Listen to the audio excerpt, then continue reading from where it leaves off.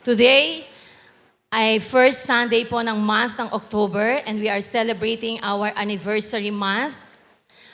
Ito ay originally anniversary ng ACC Tanyag lang, pero the whole church, ang ating church ay nagse-celebrate ng February, yung simula talaga ng All for Christ Church. Pero we decided eventually, a few years ago, na ang i-celebrate na natin ay yung month of October, yung anniversary because this is the mother church already, hindi na yung Pasay. So, we are happy na talagang for 34 years ay talagang maraming ginawa ang Panginoon sa ating kalagitnaan bilang All for Christ Church, and we are seeing a lot of young people, radicals sa church natin. Sino dito, alam mo sa sarili mo, radical ka, young people ka, taas yung kamay. Meron ba ditong radical sa puso? Ako. Kasi sabi, kami ni Steph talagang tanggap namin, radical pa kami. Kasi ang puso talaga hindi tumatanda. Nararamdaman nyo ba? Amen ba doon sa mga home builders na nandito? Nafe-feel nyo ba tumatanda ang puso nyo? Parang tahimik kayo, parang, oo, pastora. Talagang ramdam. Ang puso po ay hindi po tumatanda. Alam niyo po ba yun na talagang marami tayong gusto nung kabataan natin na up to now, gusto pa rin natin.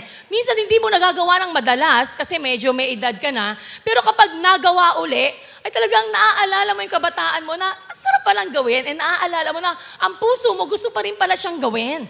Na hindi mo lang nagagawa ngayon kasi iba na ang priority mo. Pero given a chance na gawin yung mga bagay na ginagawa mo nung kabataan ka, ay talagang natutuwa ka pa rin na ginagawa mo siya. Dahil ang puso po natin ay hindi po tumatanda. Kaya kahit 34 years na ang church natin, nakaranas na tayo ng maraming karanasan at marami na tayo mga ginawa bilang isang iglesia. Pero ang puso natin para kay Jesus ay hindi tumatanda. Tama ba? Para kay Jesus, hindi napapagod. Tama ba yun? Ang puso natin ay talagang kung paano yung unang tibok ng puso natin nung tinanggap natin siya, hindi yun nagbabago. Sa halip, mas umiinit pa. Tama ba yun? Yung puso natin ay talagang mas lalong umaapoy sa Kanya. Hindi dapat tumatanda or nawawala yung apoy ng puso natin, yung pag-ibig natin para sa Panginoon. Why? Bakit natin pinag-uusapan yung passion natin in terms of pag pinag-usapan natin ang presence ng Lord o yung si Kristo sa buhay natin. Because this month of October, pag-uusapan natin is about worship. Isa ito sa mga paboritong topic ng All for Christ Church. Why? Tayo po ang All for Christ Church na banggit na ni Pastora Vivian kanina. Tayo po ay nakilala pag sinabing All for Christ Church, kung sino man yung nakakakilala sa atin ng mga konti sa body of Christ, of course, no, darating pa lang yung panahon na magiging katulad tayo ng Victory. Tama ba? Ng CCF. Amen. Kung gusto ng Lord. Pero kung okay lang din, whatever, kasi depende sa Lord yun, whatever He wants, yun din ang gusto natin, di ba? Pero alam natin, and we desire for that. Kasi in terms of winning souls and making disciples, we want growth. Tama ba?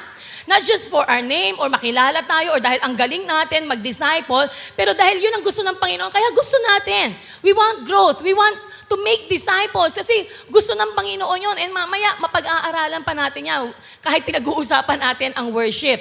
And yan, nakilala ang All for Christ Church ng ilang mga taga-body of Christ na tayo, we are a loving church. Sino dito nung first time mo, pumunta ka sa All for Christ Church, naramdaman mo na talagang parang mainit ang church na to. Mainit kasi walang aircon talaga. Di ba? Mainit pa talaga noon. Okay, parang 2 years pa lang tayo merong aircon. Hindi, ibig sabihin, yung mainit, pagpasok mo dito, parang mahal na mahal ka talaga. Parang welcome na welcome ka. Sino dito nung first time mo, naramdaman mo yung pakiramdam na yon? Wow, encourage naman kami, lalo na si Pastora Vivian, under niya ng ushering ministry. Di ba? Sino yung dito naramdaman mo yon? Yung first time na pumunta ka dito, of course, iba-iba ng karanasan, di ba? Lalo na kung may baka problema ka pa talaga sa sarili mo, marami kang insecurity, maaaring nagbablock yun, talagang pinaliwanag, no? Pero kapag wala kang mga gano'n, yung talagang parang, papasok ako doon, excited ka, yung very open ka, tapos nakikita mo lahat nakatawa, binabati ka, kinakamayan ka, pagsabi mo ng pangalan, meron nang nakakakilala sa'yo, yung facilitator sa harapan, binanggit yung pangalan mo, yung pastor na nagsasalita, kinamayan ka at tinignan ka sa mata sinabi sa'yo, congratulations, welcome to All for Christ Church. This is your family. Talagang feel mo na importante ka. Why?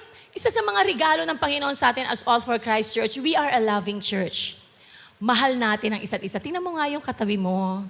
Na kaya mo bang, talaga bang mahal mo yan? Parang awkward sa mga lalaki at ano, no? Sabi ni Melvin sa si John Lloyd, sabi nila, parang na ano kagad, napaso kagad di ba? Pero alam mo yun, na alam natin, kahit akbayan mo lang yung lalaki, talagang, si Kuya Ayad doon, natutuwa ko doon, yung life group leader na yon. Si Kuya Ayad, wala dyan. Wala. Kanina pa nag-service. Pag nakikita yung mga anak niya, lagi talagang yapos ng yapos, talagang halos madurog yung mga anak niya sa kakayapos talaga And we are like that. Maraming tayong iba't ibang expression. Meron namang ibang mga leader, talagang panay ang bigay ng regalo, panay ang pakain. Yung iba naman, panay ang text. Kakasend mo pa lang ng message mo, yes anak, ano yun? Di ba parang lagi nakatutok sa cellphone yung leader nyo para lang masubaybayan kayo? Alam nyo, iba't ibang expression ng pagmamahal. Kasi iba't iba naman talagang personal. But it talagang magko-conclude lang sa isang word talaga na we are, two words, that we are a loving church. Mahal natin ang Panginoon at mahal natin ang isa't isa. Amen ba doon? And secondly, actually maraming bagay, pero ito yung talagang, pag sinabi mong All for Christ Church is a loving church. And secondly, pag sinabi mong All for Christ Church, we are a worshiping church.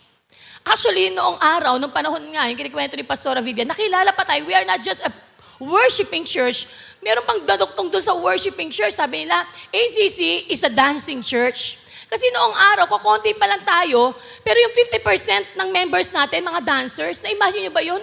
Halimbawa ngayon, 700 tayo, 350 dancer.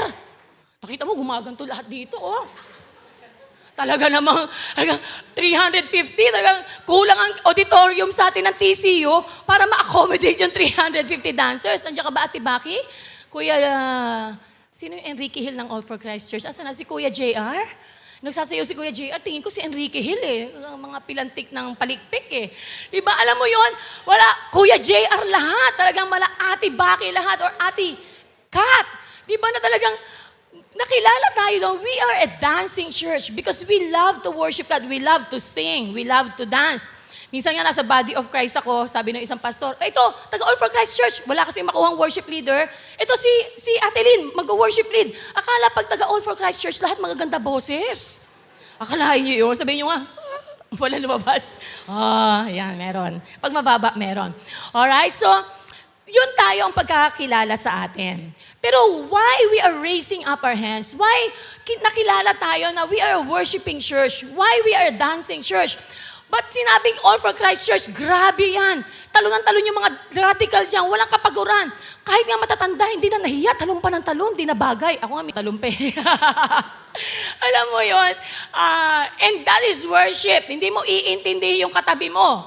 Ganito ako Talaga, minsan nga, nagcha-chacha pa tayo. Noong araw, nagcha-chacha buong congregation. Pinagcha-chacha natin pag kinanta yung umawit ng hallelujah, na minsan na lang ata awitin ngayon. Minsan may mga isang movement pa tayo na ginagawa rin naman natin ngayon. Medyo cool na nga lang ang step natin ngayon. Alam niyo ba, why we are dancing, why we are singing, why we are clapping our hands, why we are shouting, why we are doing all these expressions of worship. Bakit kailangan ganito? Bakit ganito? Gusto ni Kuya Francis na ipapatalon? Bakit yung mga worship leader gustong lumalabas yung litid mo?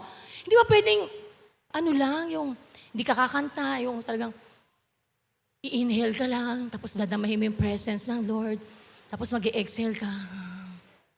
Upo na po tayong lahat. Naka-worship na tayong lahat noon. Di ba? Isang inhale, sasabihin mo, iisipin mo si God, sasabihin mo, I love you sa isip mo, tapos uupo ka na. Meron ako sa inyong babasahin. Ito lang ay naisip ko. Sabi nga dito, sabi nila, di ba worship is an attitude of the heart? Nasa puso naman yan. Pag na mahal mo si Kristo, kahit di ka sumigaw, kahit di ka mag-express, kahit hindi ka kumanta, kahit nakaupo ka lang dyan, you can worship God. Partly, yes. Pero the question is, ganito yun Pag nagmahal ka, sapat na ba na nasa puso lang ang pagmamahal?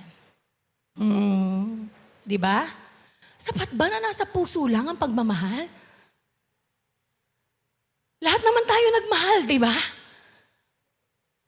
Yes, mga bata sa magulang, ha? Sa magulang, ninervyos ako kapag yung mga kabataan, yung pag-yes nila, yes. Talagang parang may naiisip yes, di ba?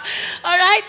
Lahat tayo nagmamahal. Kahit sino yung whether magulang or kapatid or lalo na sana kung romantic love. Darating yung panahon yan, mga anak, huwag kayong mag-alala, magkakaroon kayo yan kasi magandang picture yan ng pagmamahal sa Lord kasi bride of Christ and the groom. And alam niyo ba na sabing dito, hindi lang pwedeng nasa puso kasi lahat ng nasa puso, nilalabas. Right? My title, itong pag-uusapan natin is, Why Worship?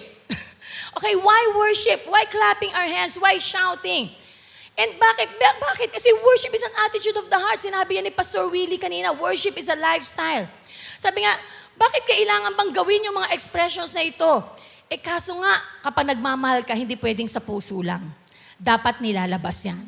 It's either nasasabihin mo, or makakakompose ka ng awitin, makakabuo ka ng spoken word. Meron na bang nagtapat ng proposal, spoken word? Makakabuo ka ng isang message na isesend mo?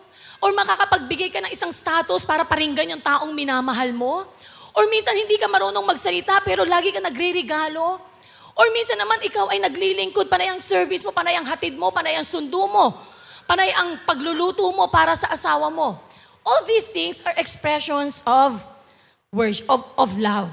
Sabi sa Mark 12:30, I would like to read you on Mark 12:30.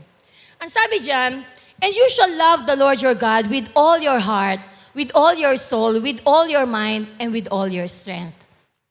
So, ibig sabihin ng pagmamahal kay Kristo ay isinasa puso, kasama ang kaluluwa, kasama ang isip, at kasama ang lakas.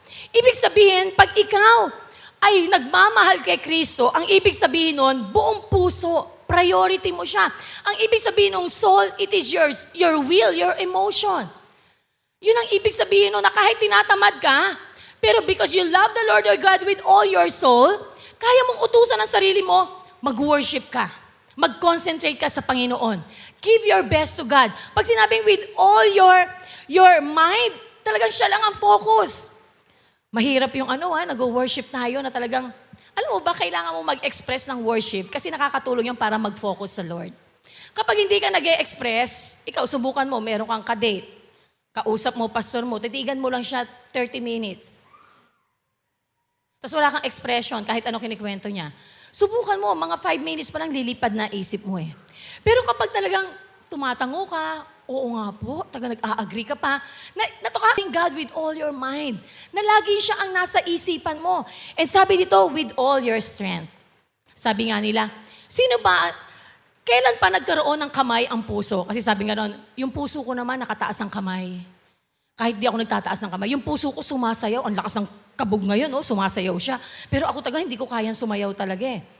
Pero sabi nga noon, kailan pa nagkaroon ng paa at kamay ang puso? Ibig sabihin, nararamdaman mo lang siya at kailangan mong ilabas yung pagmamahal mo sa Panginoon. Sino dito, ngayong araw na ito, willing ka na ilabas yung pagmamahal mo sa Panginoon?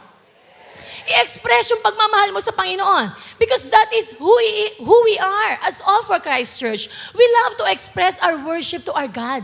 We love to really do everything just to please our God and to give Him our best. Pero let's answer the question, why worship? Bakit kailangan natin mag-worship? Number 1, napakasimple. Number 1, because God is God. God deserves our worship. He is God. Sabi sa Colossians 1:15-17, this is my favorite verse. It's one of my favorite verses in terms of worship. Sabi to, He is the image of the invisible God, the firstborn of all creation. For by Him all things were created, in heaven and on earth, visible and invisible, whether thrones or dominions or rulers or authorities, all things were created through Him and for Him. And He is before all things, and in Him all things hold together. Indeed, yung kinanta nating Jesus is the center of this church, of it all, of our life. Totoo siya dahil sa verse na ito. Tama ba? He is before all things, and in Him all things hold together. What is worship? Marami nagsabi, ang worship daw is the highest expression of our love. Ito ang pinakamataas na expression ng pagmamahal natin. Ano ang Tagalog ng worship? Anong Tagalog ng worship? Pagsamba. Hindi mo ba na-realize na ang salitang pagsamba ay hindi mo pwedeng sabihin sa tao? You can say, I love you, Pastora. I love you, Kuya. I love you, Ate. O kahit yung iniirog mo na, asawa mo, sabihin mo, alam mo, kaya kong bigay sa iyong bituin. Pero wala namang gumaganon, di ba ngayon? Kaya kitang bigyan ng iPhone, kaya kitang bigyan ng Mac, kaya kitang, ang social na ngayon, di ba? Lahat ng pwede, kaya ko kitang ibigay, kaya kitang ihatid, isundo. Sagutin mo lang ako, alam mo bang mahal na mahal kita? Pero meron na ba sa atin dito na sabihan ka ng, sinasamba kita, Rona? Brian, talagang marapat dapat kang sambahin. Mula noon hanggang ngayon, mula apari hanggang ulo, sinasamba kita. Meron na ba nagsabi sa'yo ng ganon? Wala, di ba? Pwede lang sabihin sa'yo, I love you forever and ever and ever. Pero I love you hanggang doon lang. Pero hindi pwedeng sabihin, sinasamba kita, I worship you. You will please, can you marry me? I worship you. Parang wala ba akong nakirinig sa YouTube na nakita ko ng mga proposal na sinabing, I worship you. Parang kikilabutan ka sabihin yun sa isang tao. Why? Yun na lang pagbasihan natin eh. Kasi hindi karapat-dapat na sambahin ng isang taong katulad natin. The highest expression of love ay pwede nang ibigay sa iisang Diyos. At yun ang Diyos na buhay na sinasamba natin dito sa All for Christ Church. Amen? Amen. And ang sabi nga, so, why we worship? Because God is God. Siya ay Diyos. Wala nang ibang explanation dahil yung sinasamba natin ay Diyos at marapat lamang na ibigay sa Kanya ang pinakamataas na pagsamba at pagmamahal. Why we worship? Why? Number 2, it is why God created us. Sabi nung binasa natin in Colossians 1 verse 17, I think, or 16 ata, all things were created through Him and for Him. Ang Diyos ang gumawa sa pamamagitan niya at nagawa yan para sa Kanya. In short, lahat ng nakikita natin dito sa mundo ay ginawa ng Diyos, including you, including us, para lamang sa Kanya. It is why God created us. Sino dito merong 5 purposes, di ba? At ang nakaka-amaze, ang unang purpose, bakit tayo nabubuhay? Why on earth, ano yun? What on earth? Why on earth am I here for? Tama ba? What on earth? Parang galit. Why on earth am I here for? Bakit kanila lang? Bakit ka nilikha ng Diyos? Number 1 purpose is, sabi, we were planned for God's pleasure. Wala, kinreate ka ng Diyos. Hindi para magtrabaho. Hindi para maglaba. Hindi para mamalansya. Hindi para kung ano-ano yung gawin natin. Para lang magpakahirap dito sa mundo. Pero ginawa tayo ng Panginoon. Pinagkaganda-ganda niya ang pagkahubog niya sa atin.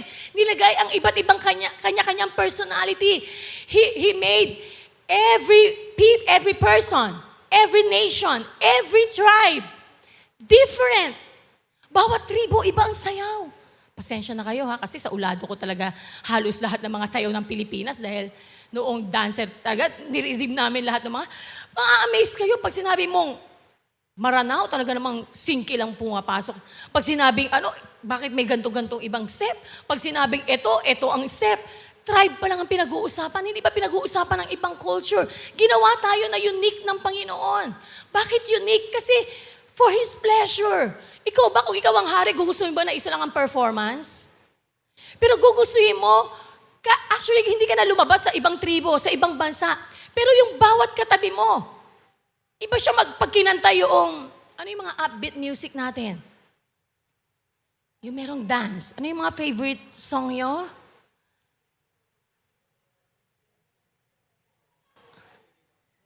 Ha?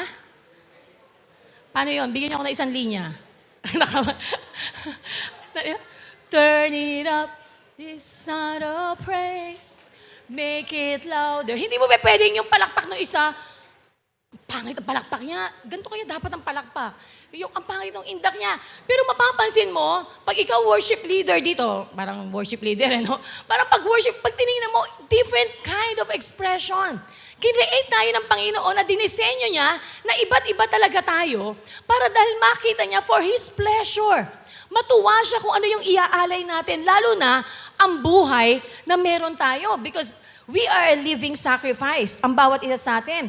And sabi nga, number 3, okay, so for Him. Number 2, why we worship, it is only us that can worship God. Pero merong malaking but. Tayo lang ba ang pwedeng sumamba? Meron tong kadugtong. Hindi lang siya, it is only us that can worship God, who can worship God in spirit and in truth. Why? Kasi lahat ng nakikita natin dito sa paligid ay sumasamba sa Panginoon. Alam niyo ba yon? Ano yung, merong awit noong araw, old song, sabi, and the trees will clap their, the trees will wave their branches. Alam niyo yun? Tulungan mo ako. Kaya nga nandyan kayo para saluhin ako sa mga worship song na gusto ko awitin. Ano yun? The oceans clap their hands. The trees, they wave their branches. The rivers runs with praise. Grabe, ang yaman nung... Actually, in Psalm, I will read a part of Psalm. Sabi dito, in Psalm 148, verses 1 to 5 and 7 to 13, sabi dito, praise the Lord from the heavens, praise Him in the heights, praise Him all His angels, praise Him all His hosts, praise Him sun, moon, praise Him, all you shining stars, praise Him, you highest heavens and you waters above the heavens. Ang tindi, no? Meron bang water above the heavens? Ano yung mga vapor? Okay, ulan. Di ba? Let them praise the name of the Lord. For He commanded and they were created for that, to praise the Lord. Imagine pag umuulan, they are praising God, the creation, pag umuulan. Kaya pala nagkaroon ng awit ng ano yan, di ba? Yung pag ulan, wala, nagkapiling ka. Di ba? Lagi na lang dulo na alala ko eh. Di ba? Alam mo yun, talagang, that is worship. Kaya pala ang sarap maligo sa ulan ng bata ka, di ba? Talagang, kapag bata, talaga yung childlike faith. Alam mo yun, pag umakyat ka ng bundok, nakita mo yung mga rock formation, wala kang masasabi kundi, grabe, mapapa-worship ka talaga sa ganda ng Palawan. Pag nakita mo yung dagat na parang minsan gusto mong langoyin, na feeling mo parang gusto mong matutong lumangoy para ma-enjoy mo yung dagat. Pero praise God, may life vest na, kaya pwede mong ma-enjoy yung lagoon, yung mga lake na ang gaganda. Mapapapuri ka. Ako nga, isa lang ang talaga naisigaw ko talaga. Nakapunta ako first time ko sa lagoon, sa Coron. Pagpunta ko doon, isa lang talaga naisigaw ko eh. Kasi ang daming sumisigaw-sigaw doon. Kasi nag-e-echo eh. Taga ako sumigaw lang talaga ako ng, I love you, Piolo. Hindi Piolo. I love you, Jesus! Parang ang sarap isigaw doon. Sorry dad, hindi ikaw naisigaw ko. Tagang Jesus talaga eh. Tagang, I love you, Jesus! Kasi ang taas ng mga rock formation, tapos gloomy, kasi nga hindi nasisikatan ng araw, hindi mo makita yung ilalim, pero green siya. Tapos ang konti ng tao, ang silent, wala kang mga huni lang ng ibon, maririnig mo. Talagang you will worship God, your spirit. Talagang itutulak ka niya na magpuri sa Panginoon pag nakita mo yung creation. Because this is very true in Psalm. Nakita to ni Haring David eh. Ang sabi pa dito, hindi siya tumigil in verses 7 to 13. Praise the Lord from the earth, you great sea creatures, and all deeps, pati yung mga corals, pwedeng sumamba sa Panginoon. Sabi, fire and hail, snow and mist, stormy wind fulfilling His word, mountains and all hills, fruit trees, kahit bunga, kahit alatiris. Imagine mo yun. Nakita na ba kayo mga young people ng alatiris? Kasi kahit sa Maynila, may alatiris noong araw. Ngayon, wala na eh. Makopa. Kahit dito sa mga street, nakikita natin mga... Pero imagine mo, the smallest fruit here, sabi dito, can worship God. Beasts and all livestock, creeping things and flying birds. Kings of the earth and all peoples. Kahit mga hari. Sabi, princes and all rulers of the earth. Young men, maidens together. Old men and children. Let them praise the name of the Lord, for His name alone is exalted. His majesty is above earth and heaven. Pero bakit ang point? It is only us that can worship God in spirit and in truth. Kasi lahat ng creation na yan, really, they were created by God to worship Him. Lahat yun, magpapahiwatig ng kabutihan ng Panginoon. Pero sino ba ang merong espiritu? Tayo ang meron. Hiningihan tayo ng Panginoon.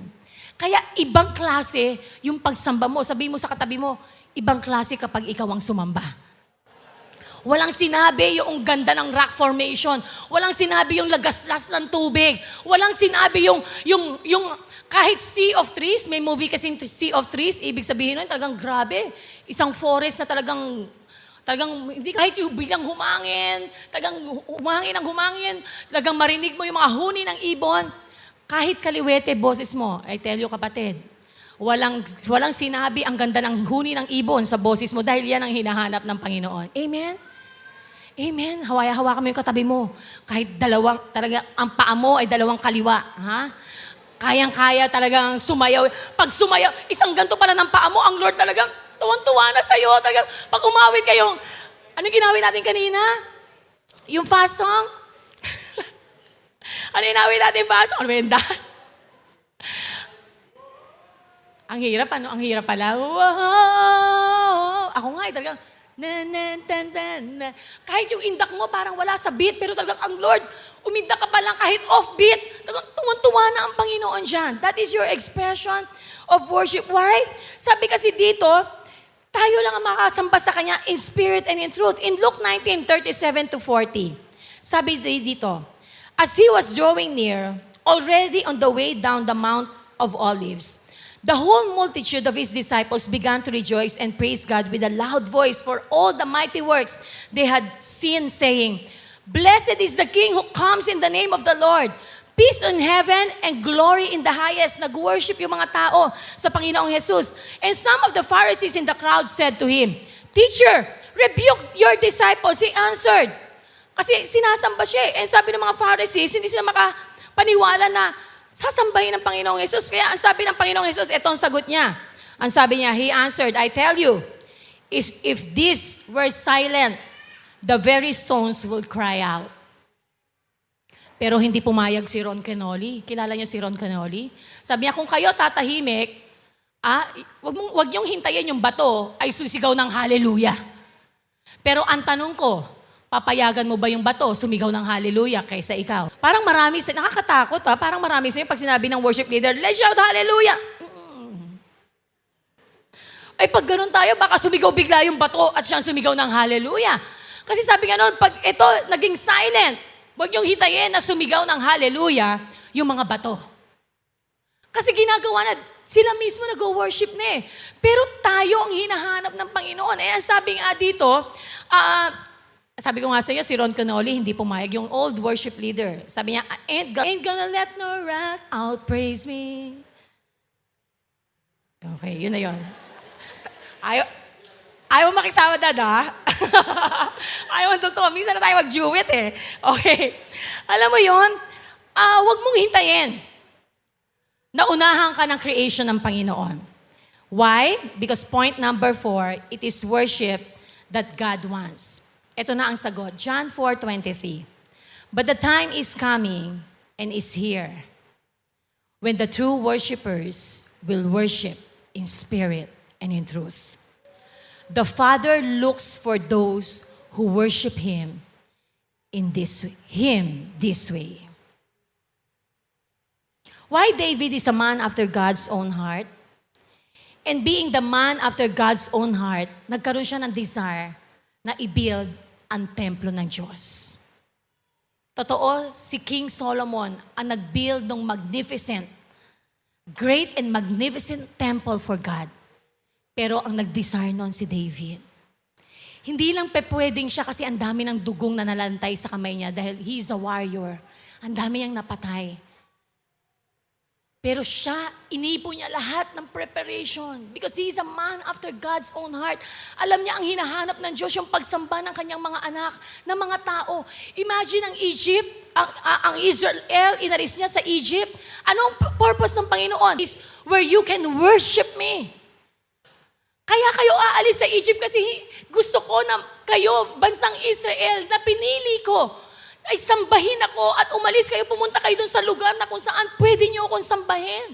And sabi sa John 4, ang sabi dito, God is, and I'm so glad dito sa verse na ito, sabi niya, but the time is coming and is here. Sabi mo sa katabi mo, here. Is here. When true worshipers will worship in spirit and in truth, the Father looks for those who worship Him this way. Sino dito ang hiningahan ka ng Diyos? Ikaw ay anak ng Diyos. Ikaw ay tinubos ng dugo ng Panginoon. Tayo ay binigyan niya ng karapatang makapasok sa kanyang presensya.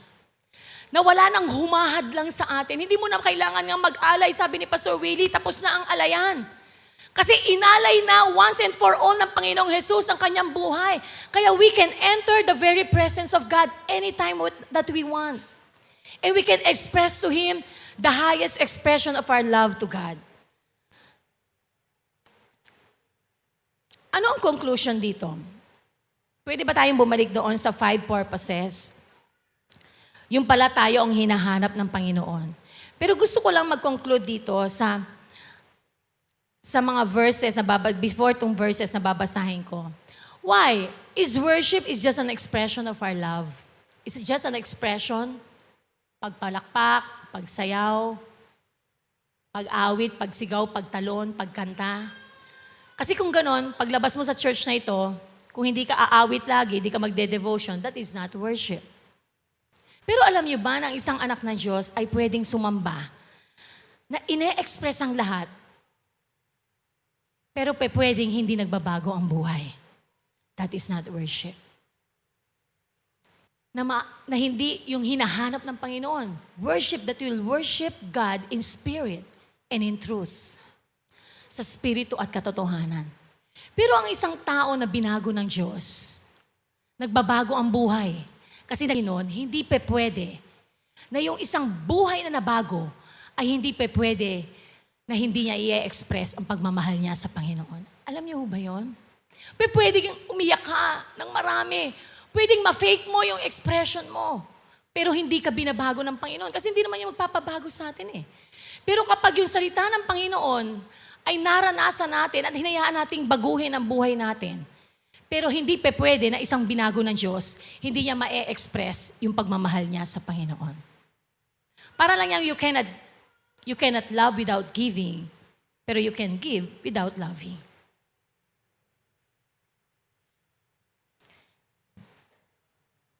Yung isa sa mga, one of the prophets, and magka-close ako dito, one of the prophets ng bansang Israel, and that is Isaiah. Gusto kong basahin to sa bawat isa sa atin. Sabi dito, yung binasa ko kanina, verses 1 hanggang verse 9. You can turn your Bibles in Isaiah chapter 6, verses 1 to 9. In the year that King Uzziah died, I saw the Lord sitting on a throne, high and lifted up, and the train of his robe filled the temple. Above it stood seraphim, each one had 6 wings.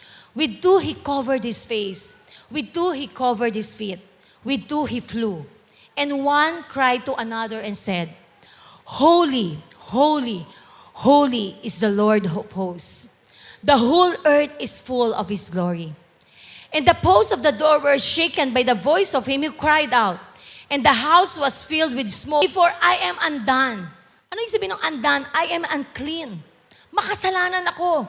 Sabi niya, because I am a man of unclean lips, and I dwell in the midst of a people of unclean lips. For my eyes have seen the King, the Lord of hosts.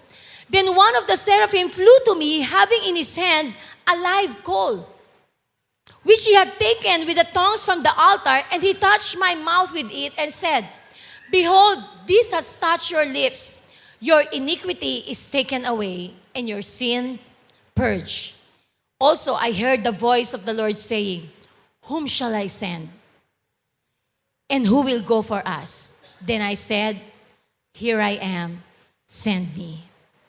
And he said, Go and tell these people, keep on hearing, but do not understand. Keep on seeing, but do not perceive. Isaiah, one of the greatest prophet of Israel, he saw the king. Pero hindi niya nakita ng kabuuan ng Diyos. Nakita lang niya, anong sinabi dito? The trail of his robe. Sabi ng mga nag-aaral, kapag nakita mo daw ang Diyos, hindi mo kakayanin. In fact, mamamatay ka. Si Paul, nakita niya yung konting glory ng Panginoon. Ano nangyari kay Paul? Nabulag siya ng ilang araw, ilang weeks. Glory lang yon, pero hindi mismo yung kabuuan ng Panginoon. Si Isaiah, the trail of his robe, yung laylayan lang ng kanyang robe. Pag nakita mo daw ang Diyos, mamamatay ka. Alam mo ba ang isang revelation noon, sabi nung nag-aral about worship? When you see God, you will die to yourself. Pag nakita mo ang Diyos, mamamatay ka sa sarili mo. 3 Isaiah saw himself na makasalanan siya. And after niya makita ang sarili niya, he saw the world. Kaya nung sinabi ng Panginoon, whom shall I send? Sabi ni Isaiah, save. Let's go back to dun sa purpose-driven life. Why we worship? Bukod sa kinreate tayo ng Panginoon, tayo ang hinaharap ng Panginoon para sambahin siya, tayo lang ang makakagawa niyan para sambahin siya sa spirito at katotohanan. Hindi pwedeng gawin niya ng kahit anong creation ng Panginoon. They can worship, but those who can worship in spirit and in truth, walang iba kundi tayo lang. Bukod doon, why we worship God? Sabi ng unang purpose, we were planned for God's pleasure. And after that, we were formed for God's family. When you worship God in spirit and in truth, you will love the person beside you, no matter what. Mamahalin mo ang pamilya ng Diyos. And number 3, sabi dito, we were created to become like Christ. Kapag natutunan mong mahalin ang Diyos, mahalin ang kapwa mo, magiging katulad ka ni Kristo. And we were shaped for serving God. Hindi mo maaatim na wala kang gagawin para kay Kristo. And the last thing is, we were made for a mission. Your 5th purpose is to live out real evangelism. Pag ikaw pala ay tunay na sumamba sa Panginoon, malalagay sa puso mo ang pagmamahal sa tao. At hindi lang pagmamahal sa tao. Kasi God is looking for true worshipers who will worship God in spirit and in truth. Sino lang ba ang pwedeng sumamba sa Kanya in spirit and in truth? Yung merong espiritu ng Diyos. And today, ito yung kamay ng ating mga first-timer. First time mo ngayon dito sa All for Christ Church. Pwede ba nating palakpakan yung mga first-timer natin? Welcome, ate, kuya. Thank you very much. Meron ba ho ba? Meron tayong first-timer? You know what? To the 2 first-timers that we have, our VIPs, God is looking for you. Hinahanap ka ng Diyos matagal na. And praise God, you say yes dun sa taong nag-invite po sa inyo. Kasi sabi sa John 4:4, God is looking for true worshipers. Bakit? Meron bang false? Meron. Yung walang relasyon sa Kanya. Akala nila yung mga ginagawa nila, sapat na. Akala ko nun, sapat na yung ginagawa ko nun. Pag nagsimba ka, kapag meron kang ginawang kabutihan, pag marami kang binigay, akala mo, pupunta ka na sa langit eh. Pero God is looking for true worshipers who will worship in spirit and in truth. We need to experience God. We need to be born again in the spirit. Magsisimula ka uli. Sabi ko nga, di ba, para makita mo ang Diyos, kailangan mamatay ka sa sarili mo. Paano yung mamatay ka sa sarili mo? And I will give you this good news. What is that good news? Kailangan mamatay yung dati mong buhay para mabigyan ka ng Panginoon ng isang mabuting buhay. Meron tinatawag na ABCs of a good life. I'm sure lahat tayo gusto natin ng mabuting buhay. Kailangan lang ang gawin mo yung ABC. Napaka-basic. A, it means admit that you sinned against God. Nagkasala tayo. Sabi sa Romans 3:23, for all have sinned and fall short of the glory of God. At ang root ng ating problema, bakit ba laging merong problema? Bakit ang problema talagang parang nalulunod ka ng problema? Dahil believe that Jesus loves you and Jesus died for you. Anong sabi sa John 3:16? For God so loved the world. Mahal ka ng Panginoon, kaya kanya hinahanap. And He gave His only begotten Son, that whosoever believes in Him shall... Diyos ngayon, bigyan ka ng buhay na walang hanggan. At kapag ginawa mo yung huli, yung letter C, if you confess that Jesus is Lord and Savior, and sabi sa Romans 10:9, sabi diyan, if you declare with your mouth, Jesus is Lord, and believe in your heart that God raised Him from the dead, you will be saved. Confess it with your mouth. Bakit kailangan i-confess with your mouth? Kasi there's power in the spoken word. Kailangan aminin mo sa sarili mo, Lord, patawarin mo ko, kailangan marinig yun. Sabi nga natin, di ba? Yung umpisa, ang tao nagmamahal, hindi pwedeng puso lang. Kailangan inilalabas. Kailangan sinasabi. Kailangan ine-express mo. Ito ngayon ang oras para i-express natin sa Panginoon. Sinabi niya na mahal niya tayo. Believe it, that Jesus loves you and He died for you.